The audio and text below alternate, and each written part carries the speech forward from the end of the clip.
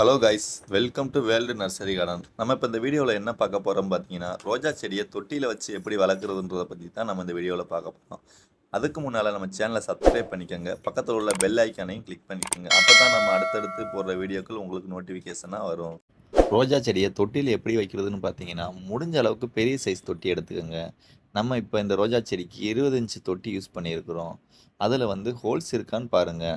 நம்ம வாங்கிட்டு வந்திருக்க தொட்டியில் ஹோல்ஸ் இருக்கான்னு பார்த்துட்டு, அதில் ஹோல்ஸ் இருந்துச்சுன்னா விட்டுருங்க. ஹோல்ஸ் இல்லைன்னா கண்டிப்பாக ஹோல்ஸ் போட்டுருங்க நீங்கள்.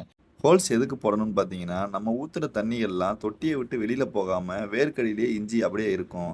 ஹோல்ஸ் போட்ட பிறகு அந்த ஹோல்ஸ்க்கு ஏற்ற அளவுக்கு நம்ம ஒரு கல் எடுத்து அந்த ஹோல்ஸில் வச்சுக்கிறணும். நம்ம கல் வைக்காமல் மண் போடும்போது என்ன ஆகுன்னு பார்த்தீங்கன்னா, மண் பூராமே ஒரு குறிப்பிட்ட நாளில் தண்ணி ஊற்ற அந்த ஹோல்ஸை போய் அடைச்சிரும்.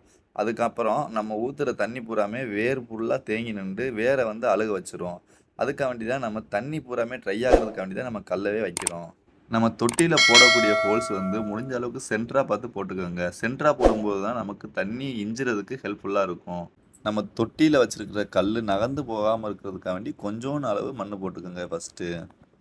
மண் கலவையில் பார்த்தீங்கன்னா முடிஞ்ச அளவுக்கு ஆட்டு எருவு மாட்டு எருவு ஏதாவது ஒன்று கலந்து வச்சுக்கோங்க.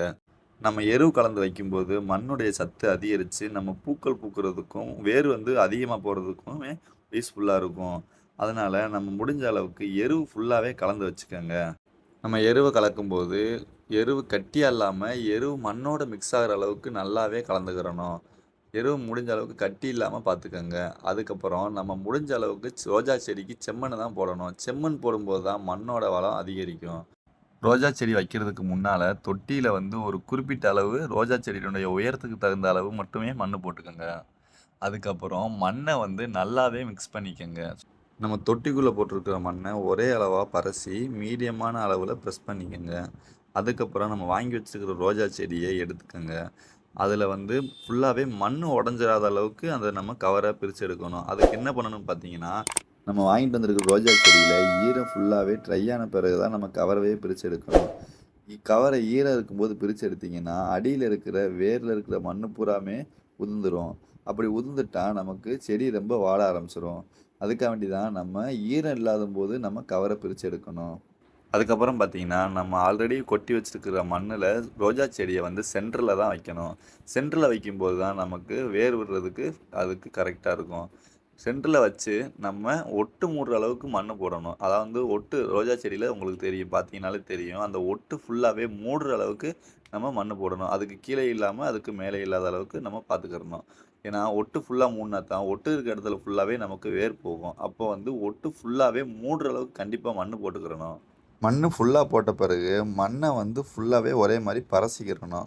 மண்ணை ஃபுல்லாகவே பரசிக்கிறணும். மண் வந்து ஃபுல்லாக போடாமல் 1 இன்ச்சு கேப் விட்டு தான் நம்ம மண்ணே போடணும். இப்போ தான் நம்ம ரோஜா செடிக்கு ஊற்றுற தண்ணி தொட்டியை விட்டு வெளியில் போகாமல் தொட்டிக்குள்ளேயே இஞ்சி நிற்கும்.